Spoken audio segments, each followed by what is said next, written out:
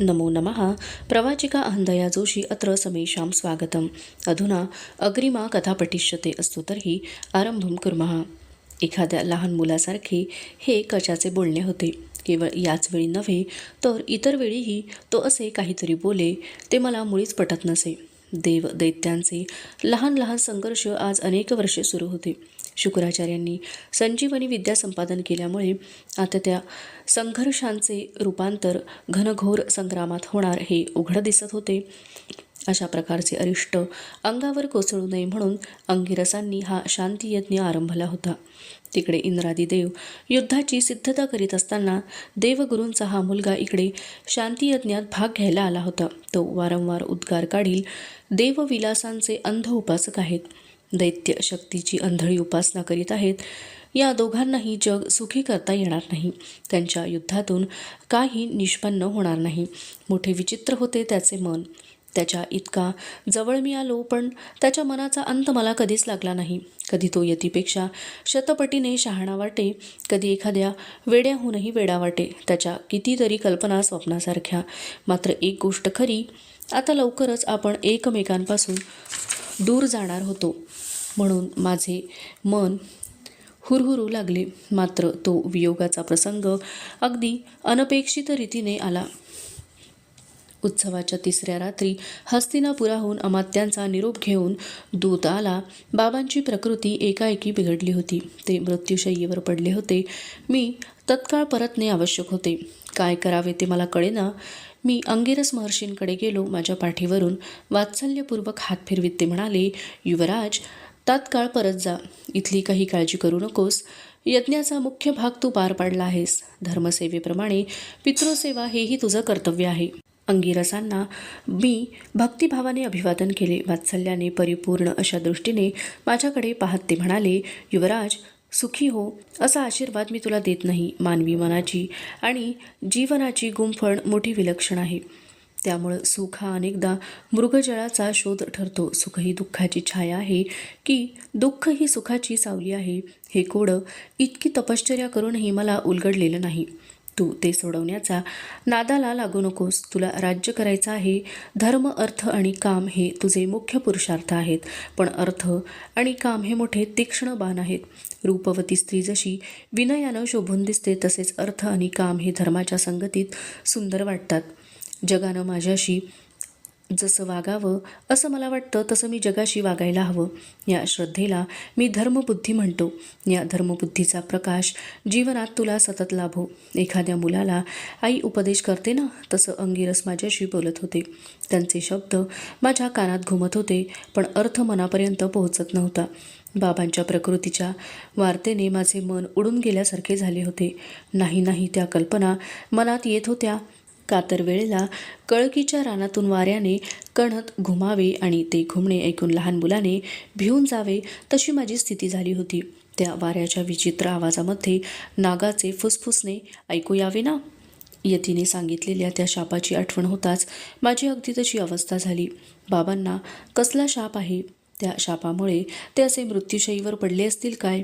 त्या शापावर उशाप कोणता? मला राहवेना। मी भीत अंगिरसांना विचारले, मला काही विचारायचे आपल्याला। बाबांना पूर्वी कधी कोणी शाप दिला आहे का? त्यांची मुद्रा खिन्न झाली। क्षणभर स्तब्ध राहून मग जड स्वराने ते म्हणाले, होय। ते पुन्हा थांबले। आता त्यांची मुद्रा मघासारखी प्रसन्न दिसू लागली। ते म्हणाले, युवराज, त्या शापाला इतकं कशाला भ्यायला हवं? खरं सांगू तुला, या जगात जन्माला येणारा प्रत्येक शापित असतो। प्रत्येक मनुष्य। माझ्या स्वरातील कमतरता माझी मलाच भीतीप्रद वाटली। ते हसून उद्गारले, मी, कच, तुझा पिता, आपण सारे आपापल्या परी शापित आहोत। कुणाला पूर्वजन्मीचं कर्म भोवतं, कुणाला आईबापांच्या दोषांची फळं चाखावी लागतात, कुणी स्वभाव दोषामुळे दुःखी होतो, कुणाला परिस्थितीच्या शृंखलात बद्ध होऊन जीविताचा प्रवास करावा लागतो। म्हणजे जीवन हा एक शापच आहे म्हणायचा? छे, जीवन हा एक दिव्य वर आहे। तो परमेश्वराचा कृपाप्रसाद आहे। तो अनेक शापांनी युक्त असलेला वर आहे, एवढंच। केवळ या शापित जीवनाचा अनुभव घेण्यासाठी मनुष्य या जगात येतो। नाही. हा शब्द गंभीरपणे उच्चारताना अंगिरसांच्या मुद्रेवर स्मित झळकले. शरद ऋतूंमधील चांदण्यांसारखे भासले ते मला. मग मानवी जीवनाचा हेतू काय? या शापातून मुक्त होण्याचा प्रयत्न करणं. ययाती इतर प्राण्यांना शारीरिक सुखदुःखांपलीकडची अनुभूती असत नाही. ती केवळ मनुष्याला मिळालेली देणगी आहे. या अनुभूतीच्या बळावरच मनुष्य पशुकोटीतून वर आला आहे. संस्कृतीच्या दुर्गम पर्वताची चढण तो चढत आहे. आज ना उद्या तो त्या गिरिशिखरावर जाईल. मग या सर्व शापातून त्याचं जीवन मुक्त होईल. एक गोष्ट कधीही विसरू नकोस, शरीर सुख हा काही मानवी जीवनाचा मुख्य निकष नाही. तो निकष आहे आत्म्याचं समाधान. बोलता बोलता ते थांबले आणि म्हणाले, काय वेडा आहे मी. भलत्या वेळी तुला ब्रह्मज्ञानाच्या गोष्टी सांगत बसलो. क्षत्रियाचं धनुष्य आणि ब्राह्मणांची जीभ ही सदैव सज्ज असतात, हे खरं. निश्चिंत मनानं तू हस्तिनापुराला जा. तुझ्या पित्याला आराम वाटावा म्हणून मी नित्य प्रार्थना करीत राहीन. तुझा प्रवास निर्विघ्न होवो. जा, शिवास्तो पंथानस संतू. हस्तिनापुरात प्रवेश करीपर्यंत कच आणि अंगिरस यांच्या तात्विक विचारांची सावली माझ्या मनावर पसरली होती. त्या सावलीत जशी सायंकालीन धुसरता होती तशी गालाची रम्यताही होती. पण नगरात पाऊल टाकताच ती सुंदर सावली लोप पावली. साऱ्या राजधानीवर पसरलेल्या काळजीच्या कृष्णछायेने माझे मन व्यापून टाकले. एरवी हसत खिदळत लगबगीने चालणारे राजमार्ग आज मूकपणाने जड पावले टाकीत चालले होते. बाबांची शेवटची भेट होण्याचे सुद्धा भाग्य माझ्या कपाळी नाही की काय, या आशंकेने माझे मन पळापळाला कंपित होत होते. पराभूत राजपुत्राप्रमाणे मी राजवाड्यात प्रवेश केला, अगदी मूकपणाने. खाली मान घालून.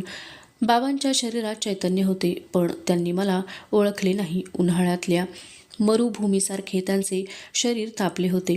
निर्जन वाळवंटात मध्यरात्री घोंगावत राहणाऱ्या वाऱ्यासारखे ते विचूक बोलत. त्यांना वात झाला होता.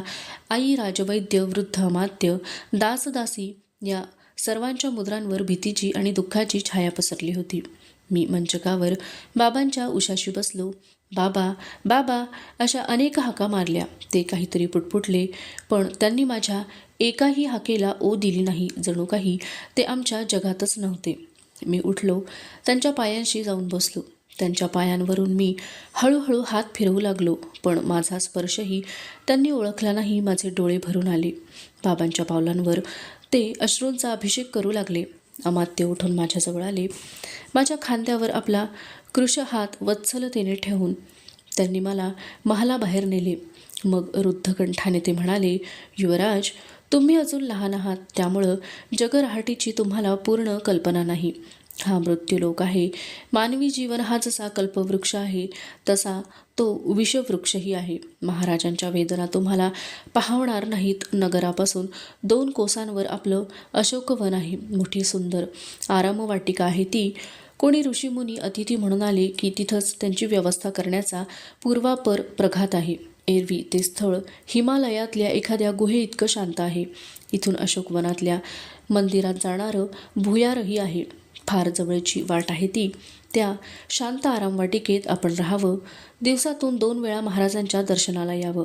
विशेष काही असलं तर भुयाराच्या मार्गानं घटकेत इथं येऊ शकाल. महाराणींच्या संमतीनंच मी ही योजना केली आहे. अश्वमेध आणि शांतियज्ञ यांच्या दगदगीनं आपण अगदी शिणून गेला असाल. तो शीण अशोकवनातल्या विश्रांतीनं नाहीसा होईल. मृगयेत किंवा रणांगणात मी कधीही माघार घेतली नव्हती, पण राजवाड्यावर पसरलेल्या मृत्यूच्या त्या कृष्णभीषण छायेला मात्र मी भ्यालो. मी मुकाट्याने अशोकवनात राहायला गेलो, पण मृत्यू हे मोठे भयंकर अस्वल आहे. कितीही उंच झाडावर चढून बसले तरी तिथे ते माणसाचा पाठलाग करते. कुठेही लपून बसा, ते काळे कुरूप प्रचंड धूळ आपला वास काढीत येते. त्याच्या गुदगुल्यांनी प्राण कंठी येतात. अशोकवनात अमात्यांनी माझ्याकडे सर्व प्रकारच्या सुखांची सिद्धता केली होती, पण माझं मन कशातच रमेना. दासदासी अगदी मोजक्या होत्या, पण प्रत्येक माणूस माझ्या दृष्टिक्षेपाकडे लक्ष लावून उभे असे. त्यांना काय काम सांगायचे हेच मला कळेना. दासीत मुकुलिका नावाची एक नवी दासी दिसली. मोठी, चतुर आणि देखणी होती. वयाने 25च्या आत बाहेर असावी ती. माझ्या मनाला शांती मिळावी म्हणून सर्व सेवकांना शक्य तितके दूर ठेवून ती एकटी अगदी मुकेपणाने माझी सेवा करी. बल्लवाने कुशलतेने केलेले पक्वान्न तसेच टाकून मी उठू लागलो की वारा घालता घालता ती थांबे. मी वळून वर पाहिले की तिच्या मुद्रेवर सलज्ज पण करुण भाव दिसे. ती जणू काही डोळ्यांनी मला म्हणे, असं काय करावं महाराज? आपण काहीच खाल्लं नाही तर बिचाऱ्या शरीरानं काय करावं? मृत्यूची सावली मनावर पडू नये म्हणून मी रात्रंदिवस धडपडत होतो. पण बाबांच्या दर्शनाकरता त्यांच्या महालात पाऊल टाकले की मध्यंतरीचे माझे सर्व चिंतन निष्फळ होई. मृत्यू हा अष्टोप्रहर अश्वमेध करणारा विजयी सम्राट आहे. याला या जगात कोणीही विरोध करू शकत नाही. या जाणीवेने मन दुर्बळ आणि व्याकुळ होऊन जाई. आज मंचकावर जसे बाबा पडले आहेत तसेच उद्या आपल्यालाही पडावे लागणार आहे. हे चित्र पुन्हा पुन्हा डोळ्यांपुढे उभे राही. कुठेतरी पळून जावे जिथे मृत्यूचे थंडगार लांब हात पोहोचू शकणार नाहीत. अशी एखादी गुहा शोधून काढावी आणि तिच्यात लपून बसावे असा पोरकट विचार राहून राहून मनात येई. मृत्यूची भीषणता अधिकच भयंकर भासावी असे अनुभवही बाबांच्या या दुखण्यातून मधून मधून येत. क्वचित बाबांच्या वाताचा जोर कमी होई. घटका अर्धी घटका ते शुद्धीवर येत. आईला ओळखीत असाच प्रसंग होता तो. मी उशाशी येऊन बसलो आहे याची बाबांना कल्पना नसावी. त्यांनी आईला खूण केली. ती थोडी पुढे होऊन वाकली. मोठ्या कष्टाने त्यांनी आपला उजवा हात उचलला आणि तो तिच्या हनुवटीला लावला. क्षीण स्वरात ते म्हणाले, हे सारं सौंदर्य, हे सारं वैभव इथंच टाकून जावं लागणार मला. आई गोंधळली. मी महालात आहे हे त्यांना कसे सुचवावे ते तिला कळेना. बाबा एखाद्या लहान मुलासारखे स्फुंदत म्हणाले, या अमृताचाही माझी तहान अजून भागली नाही. पण आईने खूण करून मला महालाबाहेर घालवले. पण बाबांचे ते आर्तक्रंदन माझ्या कानात आणि मनात घुमत राहिले. मोठे विचित्र वाटले मला. ज्याच्या पराक्रमाची पताका स्वर्गात डौलाने फडफडत होती अशा वीराचे ते रुदन होते. हस्तिनापूरच्या दिग्विजयी सम्राटाचे ते अश्रू होते. त्या अश्रूंचा स्पष्टार्थ मला कळेना. मात्र त्यांच्या मागे जीवनातले काहीतरी विलक्षण रहस्य भरले आहे या जाणीवेने मी भांबावून गेलो. त्यावेळी माझ्या कपाळावर डागला गेलेला अनुभव मात्र दुसराच होता. रात्रभर जागरण झाल्यामुळे आई शिणून गेली होती. मी तिला विश्रांती घ्यायला तिच्या महालात पाठवले. मी बाबांपाशी बसून राहिलो. कितीतरी वेळ ते निश्चेष्ट होते. राजवैद्य घटके घटकेला त्यांना एक चाटण चाटवीत होते. दिवस टळला होता. खिडकीतून दिसणारे बाहेरचे जग हळूहळू अंधुक आणि उदास होऊ लागले होते. मध्येच बाबांनी डोळे उघडले. त्यांनी मला ओळखले असावे. माझा हात घट्ट धरून भेदरलेल्या केकरासारखे ते किंचाळले, येयू येयू, मला घट्ट धरून ठेव, मला जगायचे, मला नाही, मी जाणार नाही येयू. ते बघ, ते यमदूत बघ, तू एवढा पराक्रमी, मग मग ते इथं कसे आले? त्यांना तू कसे येऊ दिलंस? त्यांचा हात थरथर कापू लागला. ते पुन्हा किंचाळले, तुम्ही सारे कृतज्ञ आहात. तुम्ही आपल्या आयुष्यातला एक एक दिवस मला दिलात तरी मी येयू येयू मला घट्ट धर. बोलता बोलता त्यांची शुद्धी गेली. जे त्यांना बोलून दाखवता आले नाही ते त्यांच्या हाताने मला सांगितले. किती घट्ट पकड होती त्या हाताची. वर मी बाण लागून धावणाऱ्या हरणाची सारी भीती त्या पकडीत साठवलेली होती. थोड्या वेळाने मी अशोकवनाकडे मोठ्या उदास मनाने परतलो. राहून राहून मघाचे दृश्य डोळ्यांसमोर उभे राहत होते. मधूनच बाबांच्या जागी मला ययाती दिसत होता. म्हातारा झालेला, मृत्यूच्या दर्शनाने बोबडी वळलेला, वेड्यासारखा धावणारा ययाती. मरण हाच जीवनाचा शेवट असेल तर जगात मनुष्य जन्माला येतो तरी कशाला? कच आणि अंगिरस यांचे उदात्त तत्त्वज्ञान मी आठवून पाहिले, पण ते माझ्या गोंधळलेल्या मनाचे समाधान करीना. लुकलुकणाऱ्या काजव्यांनी कधी अमावस्येचा अंधार उजळला आहे का? अशोकवनातल्या मंदिरात सुन्न मनाने मी येऊन पडलो. बाहेर काळोख दाटत होता. जसा बाहेर तसाच आत. माझ्या मनातही मुकुलिकेने हळूच येऊन सोन्याची समई लावली. महाल उजळला. त्या प्रकाशात दिव्याशी उणवलेली तिची पाठमोरी आकृती मला मोठी मनोहर वाटली. मी मान वळवली. तिची सावली भिंतीवर पडली होती. किती मोठी आणि विचित्र दिसत होती ती. ती माझ्या मंचकाकडे हळूहळू येऊ लागली. एखाद्या नर्तिकेप्रमाणे ती पावले टाकीत होती. माझे डोळे उघडे आहेत तसे पाहून ती मृदुस्वरात म्हणाली, बरं वाटत नाही का महाराजांना? काही सुचत नाही मला. मुकुलिके, बाबांची स्थिती पाहिली की आता काही काळजी करण्याचं कारण नाही म्हणे. आजच राजज्योतिषी सांगत होते, महाराजांचे सारे अशुभ ग्रह लवकरच मला थोडं मद्य आणून दे. ग्रह, आजार, मृत्यू सारं विसरून जायचंय मला. ती स्तब्ध उभी राहिली. मी चिडून ओरडलो, मद्य हवंय मला. खाली पाहत ती उद्गारली, इथं मद्य ठेवायचं नाही अशी देवींची आज्ञा आहे युवराज. तिच्या या उत्तरानं माझा संताप वाढायला हवा होता. पण खाली दृष्टी लावून उभी असलेली तिची मूर्ती मला इतकी मोहक वाटली की माझा राग कुठच्या कुठे पळून गेला. तिच्याकडे डोळे भरून पाहता पाहता माझ्या मनात आले, मी चित्रकार किंवा शिल्पकार असायला हवे होते. स्त्री ही स्वभावतःच अंतर्ज्ञानी असते का, की आपल्या सौंदर्याच्या सामर्थ्यांची जाणीव तिच्या मनात सदैव जागृत असते. मुकुलिकेची दृष्टी खाली वळली होती. असे असूनही मी तिच्याकडे रोखून पाहत आहे. अतृप्त डोळ्यांनी तिच्या रूपाचा आस्वाद घेत आहे. हे तिला कसे कळले कुणाला ठाऊक. तिने मध्येच क्षणभर डोळे वर केले. निरभ्र आकाशात वीज चमकावी तसे काहीतरी मला वाटले.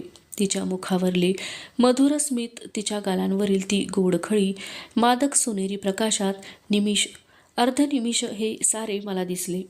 मी पुन्हा पाहिले. मुकुलिका खाली पाहत उभी होती. अगदी मंचकाजवळ होती ती. मी मद्य प्यालो नव्हतो, पण त्याची धुंदी कणाकणात मला जाणवू लागली. दुसऱ्याच क्षणी, येयू, मला घट्ट धर, मला जगायचे, हे शब्द माझ्या कानात घुमू लागले. त्या शब्दांचे असंख्य प्रतिध्वनी जणू काही घण होऊन माझ्या मेंदूवर घाव घालू लागले. युद्ध आणि मृगया यान वाचून इतर व्यवहारात मी कधीही मद्याला स्पर्श करणार नाही असे लहानपणीच मी आईला वचन दिले होते. आतापर्यंत ते पाळलेही होते. पण हे घणाचे घाव चुकविण्याचा, मनाच्या वेदना विसरण्याचा दुसरा काही उपाय मला सुचेना. मी मुकुलिकेला म्हणालो, इथं मद्य ठेवायचं नाही अशी आईची आज्ञा आहे. होय युवराज, कारण मी मद्यपानात गुंग होऊन पडेन असं भय वाटलं आईला. तसं नाही युवराज. मग हे स्थळ निवांत आहे, नगरापासून दूर आहे. अतिथी म्हणून सारे ऋषीमुनी इथंच राहतात. त्यांना अपवित्र वाटणाऱ्या वस्तू इथं असू नयेत. बाबांचे ते आर्त आक्रंदन माझ्या कानात पुन्हा घुमू लागले. त्यांची ती शून्य दृष्टी, त्यांच्या शब्दाशब्दांतून प्रगट होणारी ती मृत्यूची भीती. मी थरथर कापू लागलो. मला माझ्या एकटेपणाची भीती वाटू लागली. मला आधार हवा होता. मी झटकन कुशीवर वळलो आणि मुकुलिकेचा हात धरला. अवशिष्टा कथा अग्रिमे भागे पठिष्यते. अस्तु तर्हि पुनर्मिलामः. तावन् मङ्गलं भूयात्, शुभं भूयात्. नमो नमः. धन्यवादः.